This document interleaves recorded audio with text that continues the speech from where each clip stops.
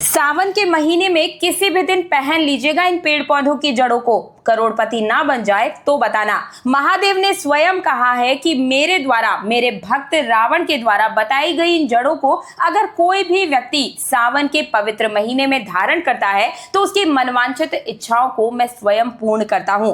दोस्तों, क्या आप जानते हैं कि रावण जो कि एक असुर था, उसने ऐसे ऐसे पेड़ पौधों की खोज की थी जिनसे वो खुद बात किया करता था और उन्हीं पेड़ पौधों की जड़ों में छुपे हैं जीवन के सबसे अगूढ़ रहस्य और इंसान को बिना किसी साधना के ये महाशक्तिशाली भी बना देते हैं। और जब बात हो महासावन के महीने की, शिव के महीने की, तब इनकी जड़ों की शक्ति 1000 गुना तक बढ़ जाती है। और सावन के महीने में जो कोई व्यक्ति भी इन जड़ों को धारण करता है उसके जीवन में बरसता है शिव का आशीर्वाद और मनवांछित इच्छाओं को पूर्ण करने का कहलाता है ये सावन का महीना। नमस्कार दोस्तों, स्वागत है आप सभी का आपके अपने चैनल तीज त्योहार और धर्म पर, जहां हर दिन मिलता है आपको धर्म, मंत्र और वनस्पति विज्ञान का अलौकिक ज्ञान। दोस्तों, सावन 2025 में रावण संहिता के अनुसार पहनी जाने वाली ये रहस्यमयी और आपको हर इच्छाओं को पूर्ण करने वाली इन जड़ों के बारे में आज मैं बताने वाली हूँ।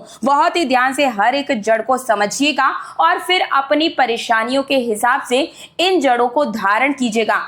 धारण कहाँ करना है, गले में या फिर हाथ की बाजू में, कब करना है, कितने दिन तक करना है और किस प्रकार से करना है, सारी जानकारी आज की इस खास वीडियो में मैं आपको बताने वाली हूं। लेकिन उससे पहले शिव जी की इस वीडियो को लाइक करके, चैनल तीज त्योहार और धर्म को सब्सक्राइब करके कमेंट सेक्शन में 3 बार हर हर महादेव जरूर लिखिएगा। सबसे पहले आप ये समझिए कि रावण को महाज्ञानी यानी कि ब्रह्म ज्ञानी क्यों कहा जाता है। देखिए, रावण केवल लंकापति नहीं, रामायण का विलेन नहीं है, वो भगवान शिव का परम भक्त भी है और एक महाज्ञानी पंडित है और तंत्र वनस्पति विज्ञान का मर्मज्ञ कहलाता है। और उसने शिव तांडव स्तोत्र, रावण संहिता, शिव संहिता की रचना भी की थी जिनमें छिपा है ब्रह्मांडीय रहस्य। रावण संहिता के अनुसार 5 ऐसी रहस्यमयी जड़ें हैं जो सावन के महीने में अगर कोई भी व्यक्ति धारण करता है तो उसके जीवन में कभी किसी प्रकार का कोई कष्ट आता नहीं है, आने वाले संकट भी टल जाते हैं, यहाँ तक कि अकाल मृत्यु का जो भय है, पूरे परिवार में किसी की कोई अकाल मृत्यु नहीं होती है। साथ ही मनवांछित इच्छाओं को पूर्ण करने के लिए भी कई लोग इन जड़ों को धारण भी करते हुए आए हैं। पहली जड़ बता रही हूं, बहुत ध्यान से सुनिएगा। 5 जड़ें बताने वाली हूं और पांचों जड़ एक से बढ़कर एक है। सबसे पहली जड़ है काले धतूरे की जड़। जी हाँ दोस्तों, इसमें भैरव का वास होता है, शनि और महाकाल का वास इसके अंदर माना जाता है। इसे धारण करने से नकारात्मक शक्तियों से सुरक्षा मिलती है, राजनीति और व्यावसायिक में सफलता मिलती है। जो लोग भी राजनीतिक क्षेत्र में है या फिर व्यावसायिक क्षेत्र में है उन्हें हमेशा सफलता का ही मुंह देखने को मिलता है, सम्मान मिलता है और भय का बिल्कुल ही आपके मन से भय जो है वो भाग जाता है। सबसे पहले काले धतूरे की जड़ को आपको तोड़कर लाना है और सावन के महीने के जो भी सोमवार आते हैं, किसी भी सोमवार के दिन सबसे पहले इसे शिवलिंग पर आपको अर्पित करना है और उसके कुछ देर बाद उसे उठाकर आपको धारण करना है। धारण करने के लिए आप किसी भी लाल रंग के कपड़े में इसकी जो जड़ है यानी कि काले धतूरे की जड़ जो होती है या फिर इसके फल के अंदर के जो बीज है उसे लाल रंग के कपड़े में बांधकर अपनी बाजू में धारण कर सकते हैं। इससे जितने भी प्रकार के आपके डर है, भय है, वो तो दूर होते ही है, साथ ही व्यावसायिक क्षेत्र में भी आपको अपार सफलता देखने को मिलती है। रावण अपने जमाने का एक महान साइंटिस्ट कहलाता था दोस्तों, जिसने पुष्पक विमान यानी कि एक तरीके से एरोप्लेन की खोज भी की थी। रावण अपने 10 शीशों के कारण आज भी जाना जाता है। रावण के शिव तांडव स्तोत्र का जो गान किया जाता है न भगवान शंकर को प्रसन्न करता है बल्कि रावण के द्वारा ही रचित रावण संहिता में रावण के धनवान होने का राज सहित ऐसे कई तंत्र मंत्र के बारे में भी लिखा है जिसे गुप्त और गड़ा हुआ धन आपको बहुत ही आसानी से मिल सकता है। ये बात रावण संहिता में, जिसमें रावण ने उसके धनवान होने का राज, धन प्राप्ति और इसके अचूक और शक्तिशाली उपाय बताए हैं। देखिए, असुर के सम्राट होने के बावजूद भी रावण एक महाज्ञानी पंडित था और जो शास्त्रों के पारंगत थे। दुनिया में कोई भी ऐसा व्यक्ति नहीं है जो रावण को ज्ञान में पछाड़ सके। माना जाता है कि सौर मंडल के संपूर्ण ग्रह के जो भी जितने भी सौरमंडल में ग्रह हैं वे सभी रावण के इशारों पर ही चलते थे।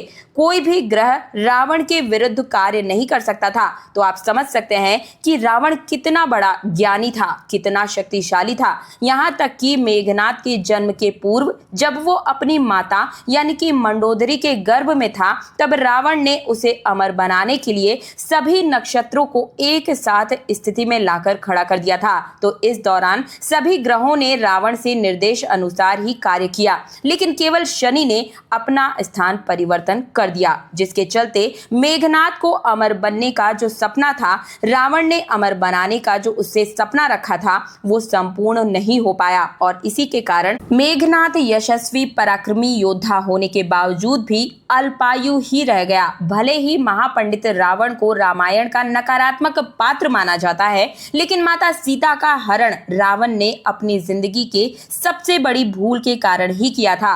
और ये भी माना जाता है कि रावण पहले से ही जानता था कि प्रभु श्री रामचंद्र जो है वो भगवान विष्णु जी के ही अवतार हैं। यदि उनके हाथ से उसकी मृत्यु हो तो निश्चित ही उसे बैकुंठ धाम की प्राप्ति होगी। और ऐसे में उसने अपने पूरे परिवार के उद्धार के लिए जानबूझकर प्रभु श्री राम से शत्रुता मोल ली। तो चलिए इस वीडियो में आगे मैं आपको कुछ जड़ों के बारे में और बता देती हूँ, और जिन जड़ी बूटियों के सहायता से आप धन प्राप्ति, कर्ज मुक्ति से लेके अपने जीवन की मनवांछित इच्छाओं को पूर्ण करवा सकते हैं। तो चलिए बढ़ते हैं दूसरी उस जड़ की तरफ जो आपको मनवांछित इच्छाओं को पूर्ण करने में मदद करेगा। सावन के महीने में रावण द्वारा बताई गई ये जो जड़ है, इसका नाम है काला एरड़ या फिर रण की जड़। ठीक है, इसकी उत्पत्ति माता पार्वती के अंश से ही हुई थी, यानी कि काले एरड़ के अंदर माता पार्वती का वास माना जाता है। दो तरह की एरड़ मिलती है, एक सफेद एरड़ अलग होती है, लेकिन जो काला एरड़ की जड़ होती है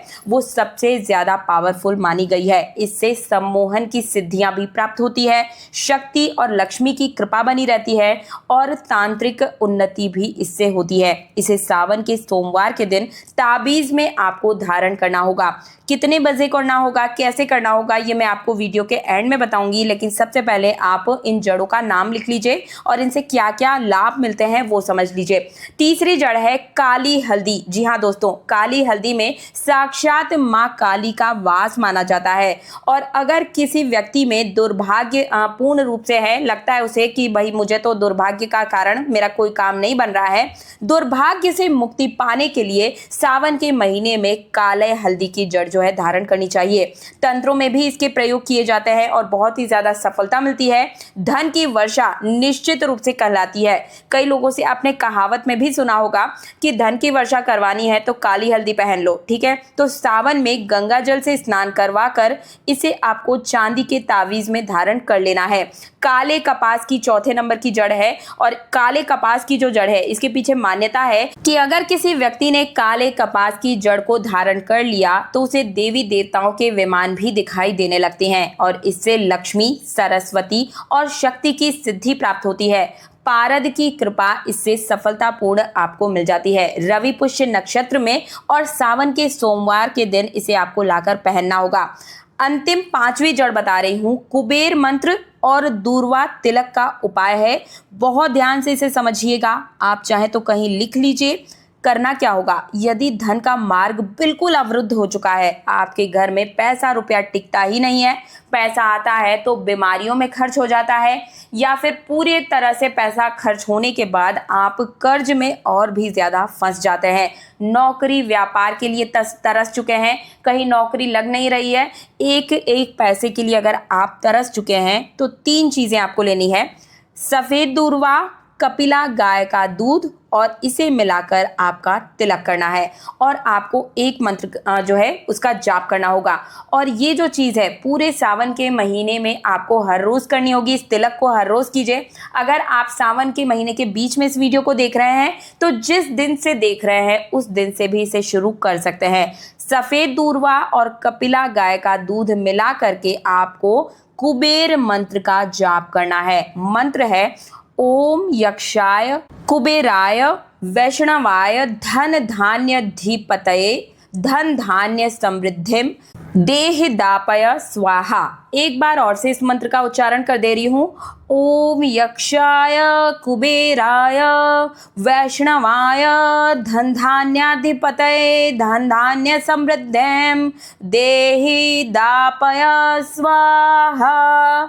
नित्य 108 बार 3 महीने तक अगर लगातार इसका आपने जाप किया तो आने वाली 7 पीढ़ियों तक कभी आपको धन धान्य की कोई कमी नहीं होगी। लेकिन एक चीज ध्यान रखिएगा, जब आप इस मंत्र का जाप करें तो सामने आपको कौड़ी रख लेनी है। कौड़ियाँ जो है वो माँ लक्ष्मी की बहन के रूप में जानी जाती है। समुद्र मंथन के समय माँ लक्ष्मी और कौड़ी दोनों एक साथ उत्पन्न हुई थी और इस नाते कौड़ी को माँ लक्ष्मी की बहन भी कहा जाता है। तो कौड़ी को हाथ में लेकर 108 बार कुबेर मंत्र का आप जाप कीजिए। सावन के महीने से आप शुरू कर दीजिए। आप चाहे तो 1 महीने लगातार सावन के महीने में भी इसे मंत्रों का उच्चारण कर सकते हैं।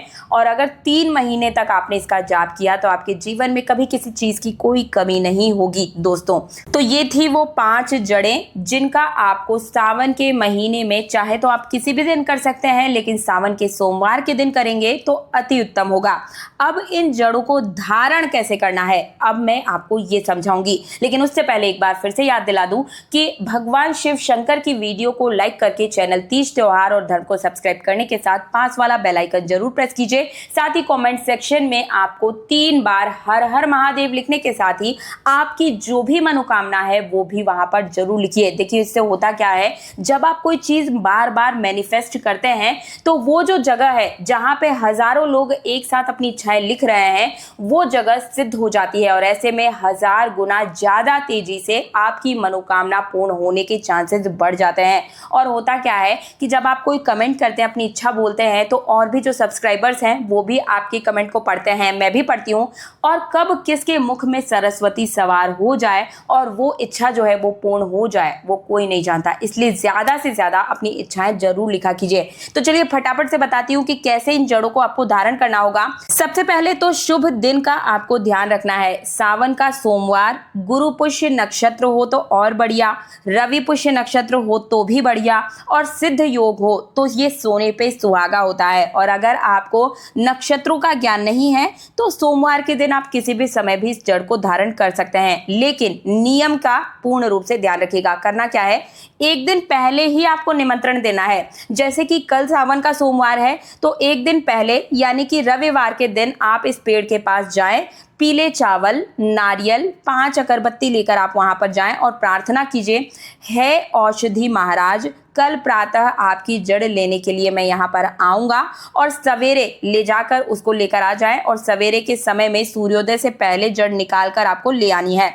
गंगा जल से, दूध से इसे स्नान कराइए, जड़ को रोली कुमकुम से इसकी पूजा कीजिए और चांदी के तावीज में भरकर आपको इसे धारण कर लेना है। ध्यान रखिएगा, बिना विधि पूर्वक धारण किए हुए इन जड़ों से विपरीत असर भी हो सकते हैं, इसलिए नियम मंत्र का सही उच्चारण कीजिएगा। अगर आपने वीडियो सही से नहीं देखी है तो एक बार फिर से देख लीजिए, लेकिन सही विधि के अनुसार करने पर 1001% इसका रिजल्ट आपको मिलेगा। और इनका प्रयोग केवल श्रद्धा, निष्ठा और नियम के साथ ही कीजिएगा, पूर्ण मनोभाव के साथ ही कीजिएगा। आपके मन में ये संशय बिल्कुल नहीं होना चाहिए कि पता नहीं मैं ये जड़ धारण कर रहा हूं या कर रही हूं, पता नहीं इसका प्रभाव होगा या नहीं होगा। ऐसा नहीं करना है, आपको पूर्ण श्रद्धा और विश्वास के साथ इन चीजों को करना है। तो दोस्तों, ये था रावण संहिता से जुड़ी हुई जो जड़ी बूटियां हैं उनका रहस्य, जो कि सावन के सोमवारों में आपको जीवन को बदलने की ताकत के रूप में मिलने जा रहा है। अगर आपको वीडियो अच्छा लगा है, मेरी आवाज को अगर आप पहली बार सुन रहे हैं तो वीडियो को लाइक करके हर हर महादेव कमेंट सेक्शन में लिखकर जरूर मुझे बताइएगा। वीडियो को लाइक करके चैनल तीज त्योहार और धर्म को सब्सक्राइब करना है, पास वाला बेल आइकन जरूर प्रेस करना है। और एक जिम्मेदारी मैं आपको देकर जा रही हूं, इस ज्ञान को अपने तक सीमित बिल्कुल मत रखिएगा, ज्यादा से ज्यादा अपने दोस्तों, परिवारों और भक्तों के बीच शेयर जरूर कीजिएगा। अगर आप एक सच्चे हिंदू हैं, सनातनी हैं और चाहते हैं कि हमारी जो वनस्पति जगत की जो धारणाएं हैं, जो ज्ञान है, वो वो ज्यादा से ज्यादा लोगों तक पहुंचे और इससे आपको भी तो पुण्य की प्राप्ति होगी। तो याद रखिए, जब मन में श्रद्धा हो और हाथ में रावण संहिता का ज्ञान, तो कोई भी असंभव कार्य आपका हो ही नहीं सकता। मिलती हूँ अगली जानकारी के साथ हर दिन बिल्कुल मुफ्त में। तब तक के लिए जय श्री राम, हर हर महादेव।